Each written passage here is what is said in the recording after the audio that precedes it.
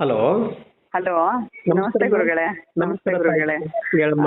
ಗುರುಗಳೇ, ನೀವು ಹೇಳ್ದಾಗೆ ನಾನು 9 ವಾರ ತುಪ್ಪದ ದೀಪ ಅದು ವಾರ ಪೂಜೆ ಮಾಡ್ತಾ ಇದ್ದೆ. Okay. 5ನೇ ವಾರಕ್ಕೆ ರಾಯರು ತುಂಬಾ ಆಶೀರ್ವಾದ ಮಾಡಿ ಅನ್ಎಕ್ಸ್ಪೆಕ್ಟೆಡ್ ಕರೆಸ್ಕೊಂಡ್ರು ನನ್ಗೆ. ಓಕೆ. ನಾನು 3 ತಿಂಗಳಿಂದ ಹೋಗ್ಬೇಕು ಅಂತ ಅನ್ಕೊಂಡ್ ಇದ್ದೆ, ಹೋಗಕ್ ಆಗಿರ್ಲಿಲ್ಲ. ಬಟ್ ನೀವ್ ಹೇಳಿದ್ರಿ ಹೋಗ್ತೀರಾ ತಾಯಿ ಅಂತ, ಹಾಗೆ ಬಂದ್ವಿ. 3 ದಿನ ಸೇವೆ ಮಾಡ್ಬೇಕು ಅಂತ ರಾಯರಲ್ಲಿ ಬೇಡ್ಕೊಂಡಿದ್ದೆ ಗುರುಗಳೇ. ನಿಮ್ ಸೇವೆ ಮಾಡ್ಬೇಕು, ನಿಮ್ ದರ್ಶನ ಮಾಡ್ಬೇಕು ಅಂತ. ಹಾಗೆ ರಾಯರು 3 ದಿನ ಸೇವೆ ಮಾಡಿಸ್ಕೊಂಡು ಅಷ್ಟು ಸೇವೆ ಮಾಡಿಷ್ಟು ಅನುಗ್ರಹ ಮಾಡಿದ್ರು ನನ್ಗೆ. ಓಕೆ. ಆಯ್ತಾ. ಆಮೇಲೆ ನೀವ್ ಹೇಳ್ದಾಗೆ ಗುರುಗಳೇ, ನಾನು ಮೊದಲನೇ ದಿನ ದೇವರ ಸನ್ನಿಧಿಯಲ್ಲಿ ಮುಳ್ಕೊಂಡು ಎದ್ಬಿಟ್ಟಿದ್ವಿ. ತುಂಗಭದ್ರಾ ನದಿಲಿ ಸ್ನಾನ ಮಾಡಿದ್ವಿ. ಮೊದಲನೇ ದಿನ ರಾಯರ ಮುಂದೆನೆ ನಮ್ಗೆ 1 ಗಂಟೆ ದರ್ಶನ ಆಯ್ತು. ಓಕೆ. ದಿನಕ್ಕೆ 2 ಸರಿ ದರ್ಶನ ಆಯ್ತು. ಆಮೇಲೆ ರಾಯರದ್ದು ಸೇವೆ ಕೂಡ ಮಾಡಿದ್ವಿ ಗುರುಗಳೇ ನಾವು. ಏನೇನ್ ಸೇವೆ? ರಾಯರ್ಗೆ ನಾವು ಬೆಳಗ್ಗೆನೆ ದರ್ಶನ ಮುಗಿಸ್ಕೊಂಡ್ ಬಂದು ರಾಯರದ್ದು ಹೂ ಕಟ್ಟೋದು ಒಂದು ಸೇವೆ ಮಾಡಿದ್ವಿ. ಅದಾದ್ಮೇಲೆ ಅನ್ನ ಸಂತರ್ಪಣಾ ಸೇವೆ ಮಾಡ್ಕೊಂಡ್ವಿ. ಭೋಜನ ಶಾಲೆಯಲ್ಲಿ ಹೋಗಿ 11 ಗಂಟೆಯಿಂದ 2 ಗಂಟೆ ತನಕ ಪ್ರತಿಯೊಂದು ಸೇವೆನೂ ಮಾಡಿದ್ವಿ ಭೋಜನ ಶಾಲೆಯಲ್ಲಿ.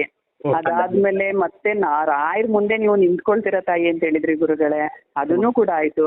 4 ಗಂಟೆಯಿಂದ 6:30 ತನಕ ಗುರುಗಳೇ. ಮುಂದೆ 1 ಗಂಟೆ, ರಾಯರ್ ಮುಂದೆ 1 ಗಂಟೆ, 2.5 ಗಂಟೆ ನಿಂತ್ಕೊಂಡು ರಾಯರ ದರ್ಶನ ಮಾಡಿದೆ ಗುರುಗಳೇ.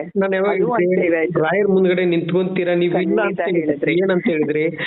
ನನಗೆ ರಾಯರ್ ಮುಂದ್ಗಡೆ ನಿಂತ್ಕೊಳಕ್ ಆಗ್ತಾ ಇಲ್ಲ, ಅಲ್ಲಿ ನಿಂತ್ಕೋಬೇಕು ನಾನು, ಅಲ್ಲಿ ಕೆಲಸ ಅಟ್ಲೀಸ್ಟ್ ಏನೋ ಒಂದು ಮಾಡ್ಬೇಕು ಅಂತ ಹೇಳಿದ್ರಿ. ಅದೇ ಮುಖಾಂತರದಲ್ಲಿ ಆಗತ್ತಮ್ಮ ನಾಳೆಗೆ. ನನ್ಗೆ ದೊಡ್ಡ ಗುರುಗಳು ಇಲ್ಲ, ಅವ್ರ ಹತ್ರ ನನಗೆ ಪ್ರಸಾದವನ್ನು ಬೇಕಂತ ಹೇಳಿದ್ರಿ. ಅಮ್ಮ ನಾಳೆಗೆ ನಿಮ್ಗೆ ಅವ್ರ ಕೈಯಿಂದಾನೇ ಪ್ರಸಾದ ಸಿಗುತ್ತೆ ಅಂತ ಹೇಳಿದ್ರಿ. ಆಮೇಲೆ ಅವ್ರು ಮಹಾಮಂಗಳಾರತಿ ಮಾಡೋ ಟೈಮಲ್ಲಿ ನೀವು ಅವ್ರನ್ನ ನೋಡ್ತೀರಾ ತಾಯಿ ಅಂತ ಹೇಳಿದ್ರಿ. ನೀವು ನನ್ನ ಗುರುಗಳನ್ನ ನೋಡ್ಬೇಕು ಅಂತ ತುಂಬಾ ಆಸೆ ಆಗಿದ್ದೀವಿ ಅಂತ ಹೇಳಿದಕ್ಕೆ. ಆಮೇಲೆ ಇವತ್ತು ಸಾಯಂಕಾಲ ಉತ್ಸವದಲ್ಲಿ ಅವರೇ ಮಹಾಮಂಗಳಾರತಿ ಮಾಡಿದ್ರು ಗುರುಗಳೇ. ಅವ್ರನ್ನ ನೋಡಿದ್ವಿ.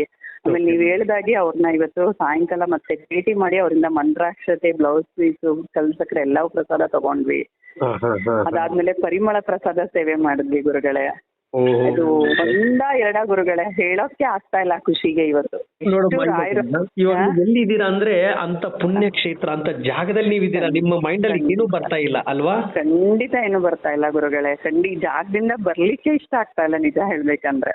ಒಂದು ಸಲ ಅಷ್ಟೇ ಅಮ್ಮ, ಅಲ್ಲಿಗೆ ಹೋಗ್ಬಿಟ್ರೆ ಮತ್ತೆ ಹಿಂದೆ ತಿರುಗಿ ನಾವು ಬರ್ಬೇಕು ಅಂದ್ರೆ ಏನೋ ಒಂದ್ ಬಿಟ್ಟು ಬರ್ತಾ ಇದೀವಿ.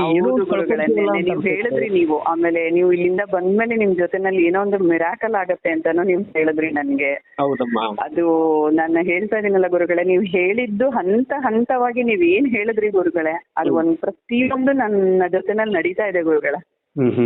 ನನ್ನ ಜೊತೆ ಬಂದಿರೋರ್ಗೆ ಹೇಳ್ತಾ ಇದ್ದೆ, ನನ್ ಗುರುಜಿ ಈ ತರ ಹೇಳಿದ್ರು ಹಿಂಗೆ ಆಗತ್ತೆ ಅಂತ, ಅದು ಹಂಗಂಗೆ ಆಗ್ತಾ ಇದೆ ಅಂತ ಹೇಳಿದ್ದೆ ಗುರುಗಳೇ ನಾನು ಕೂಡ. ಓಕೆ ಅಮ್ಮ, ಎಲ್ರಿಗೂ ಒಳ್ಳೇದಾಗ್ಬೇಕು ತಾಯಿ.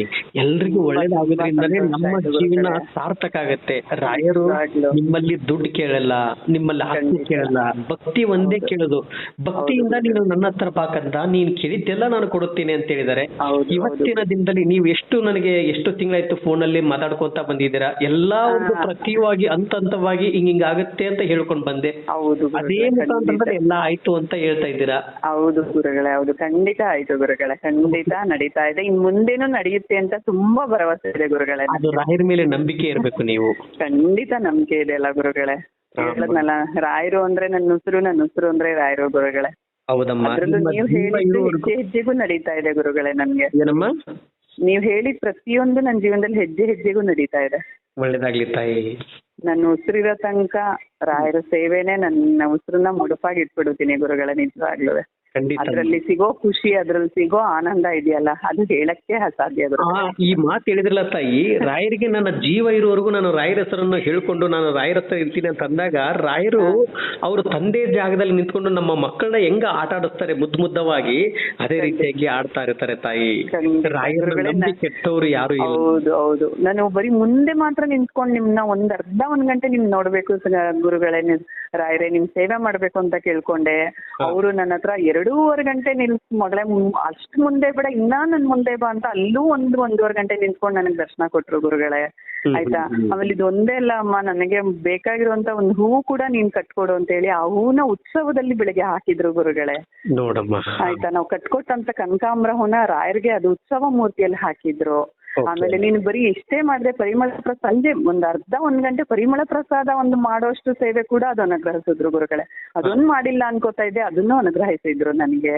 ನೋಡಮ್ಮ. ಆಮೇಲೆ ನೀವ್ ಹೇಳ್ದಾಗೆ ಗುರುಗಳ ಆಶೀರ್ವಾದ ಸಿಕ್ತು, ಅವರಿಂದ ಮಂತ್ರಾಕ್ಷತೆ ಸಿಕ್ತು. ಹೇಳ್ನಲ್ಲ ಗುರುಗಳ, ಈ ಕ್ಷಣ ಒಂದು ಸೆಕೆಂಡ್ ಪ್ರಾಣ ಹೋದ್ರು ಅಷ್ಟು ಖುಷಿ ಅನ್ಸ್ತದೆ, ಅಷ್ಟು ಸಂತೋಷವಾಗಿದ್ದೀನಿ ನಾನು ನಿಜವಾಗಿ. ಒಳ್ಳೇದಾಗ್ಲಿ ತಾಯಿ. ಒಟ್ಟಿನಲ್ಲಿ ಇನ್ನೇನು ಬೇಕಿಲ್ಲ ಅನಿಸ್ತಾ ಇದೆ ಗುರುಗಳ. ಖಂಡಿತ ತಾಯಿ. ಒಟ್ಟಿನಲ್ಲಿ ಅಂದುಕೊಂಡಿದ್ದು ಎಲ್ಲ ಈಡೇರ್ತಾ ಇದೆ ಅಲ್ವಾ ಇವಾಗ? ಖಂಡಿತ ಗುರುಗಳೇ, ಖಂಡಿತ. ನಾನು ಹೇಳ್ಕೊಟ್ಟಂಗೆ 9 ವಾರದ ವ್ರತದ ಪ್ರಕಾರದಲ್ಲಿ ಪೂಜೆ 5ನೇ ವಾರಕ್ಕೆ ಇಷ್ಟು ನೀವ್ ಹೇಳಿದ ಹಾಗೆ ಮಾಡಿದ್ಮೇಲೆನೆ 5ನೇ ವಾರಕ್ಕೆ ರಾಯರನ್ನ ಕರ್ಸ್ಕೊಂಡ್ರು ಗುರುಗಳ ನಿಜವಾಗ್ಲೂ. ಓಕೆ ಅಮ್ಮ. ಅದೇ ರೀತಿಯಾಗಿ ಇನ್ನೂ ಸಕ್ಸಸ್ ಕಾಣ್ತೀರ ತಾಯಿ. ಇಷ್ಟಕ್ಕೆ ಜೀವನ ಅಲ್ಲ, ಇನ್ನೂ ಹೆಚ್ಚಿನ ರೀತಿಯಾಗಿ ನೀವು ಯಶಸ್ವಿ ಎಲ್ಲ ನನ್ನೆಲ್ಲಾ ಕಷ್ಟ ಕಾರ್ಪಣ್ಯಗಳನ್ನ ಕಳೆದು ರಾಯರು ಒಂದು ಹಂತಕ್ಕೆ ನನ್ನ ನಿಲ್ಸಿದ್ರೆ ಇನ್ನೇನು ಬೇಡ ಗುರುಗಳೇ. ನೆಮ್ಮದಿ ಆರೋಗ್ಯ 2 ಕೊಟ್ಬಿಟ್ರೆ ಸಾಕು ಗುರುಗಳೇ, ಎಲ್ಲದ್ರಿಂದ ಪಾರ್ ಮಾಡಿ. ಇನ್ ಮುಂದೆ ಒಳ್ಳೇದಾಗುತ್ತೆ ತಾಯಿ. ಎಷ್ಟು ದಿನ ಆಯ್ತಮ್ಮ ಅಲ್ಲಿ ಮಂತ್ರಾಲಯದಲ್ಲಿ ಇದ್ದೀವಾಗ? 3 ದಿನ ಆಯ್ತು ಗುರುಗಳೇ. ನಾಳೆಗೆ 4ನೇ ದಿನ. ನಾಳೆನೂ ಕೂಡ ಬೆಳಗ್ಗೆ ಸೇವೆ ಮಾಡಿ ರಾಯರ ದರ್ಶನ ಮಾಡೇ ಹೊರಡೋದು ಗುರುಗಳ.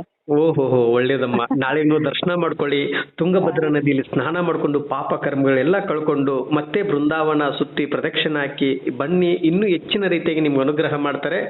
ಆದ್ರೆ ನಿಮ್ಮ ಧ್ವನಿ ಮುಖಾಂತರದಲ್ಲಿ ನಾನು ಇನ್ನೂ ಕೇಳ್ಬೇಕು, ಇಷ್ಟು ಯಶಸ್ವಿ ಆಯ್ತು, ಸಕ್ಸಸ್ ಆಯ್ತು ಅಂತಂದು ಇಷ್ಟಕ್ಕೆ ತೃಪ್ತಿ ಕೊಡೋದು ಬೇಡ.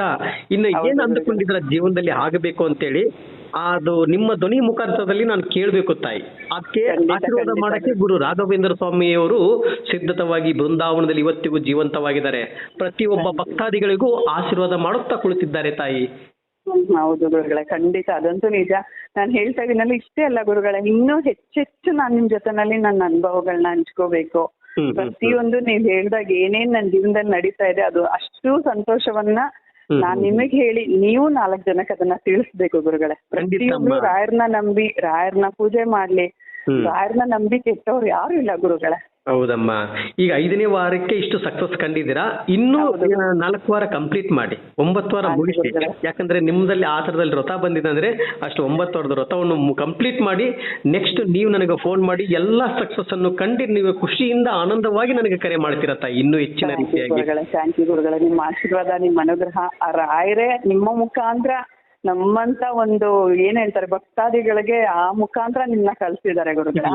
ರಾಯರ ಕೃಪೆ ಸಾಯಿ, ಇದೆಲ್ಲ ರಾಯರ ಕೃಪೆ. ಯಾಕಂದ್ರೆ ಇಲ್ಲಿ ಬಂದಂತ ವ್ಯಕ್ತಿ ನಾನು ದೇವರಲ್ಲ, ನಾನು ಗುರುಗಳಲ್ಲ, ನಾನು ನಿಮ್ಮ ಹಾಗೆ ಒಬ್ಬ ಮನುಷ್ಯ. ಆದ್ರೆ ಆ ಮಾತಾಡೋ ಶಕ್ತಿ ಅವರು ನನಗೆ ತುಂಬಿದ್ದಾರೆ ಅಂದ್ರೆ ರಾಯರು. ನಾನು ಅದಕ್ಕೆ ಪುಣ್ಯವಂತ ಮಾಡಿದ್ದೀನಿ.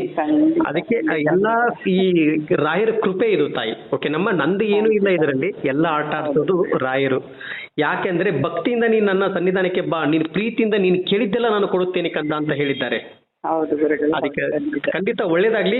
ನಾಳೆ ಒಂದು ದಿವಸ ನೀವು ಅಲ್ಲೇ ದರ್ಶನ ಮುಗಿಸ್ಕೊಂಡು ಮತ್ತೆ ಬನ್ನಿ, ಹುಷಾರಾಗಿ ಕ್ಷೇಮವಾಗಿ ಬನ್ನಿ ತಾಯಿ. ಮತ್ತೆ ಒಳ್ಳೆ ರಾಯರ ಸನ್ನಿಧಾನ ನಿಮ್ಮ ಆದಷ್ಟು ಬೇಗ ಮತ್ತೆ ನನ್ನನ್ನು ಕರೆಸ್ಕೊಳ್ಳಿ ಅಂತ ಕೇಳ್ಕೊಂಡು ಬನ್ನಿ. ಆಯ್ತು ಗುರುಗಳೇ, ಖಂಡಿತ ಗುರುಗಳೇ. ಆಯ್ತಮ್ಮ, ಒಳ್ಳೇದಾಗ್ಲಿ ತಾಯಿ. ಥ್ಯಾಂಕ್ ಯು ಗುರುಗಳೇ. ಥ್ಯಾಂಕ್ ಯು ಗುರುಗಳೇ. ಥ್ಯಾಂಕ್ ಯು ತಾಯಿ.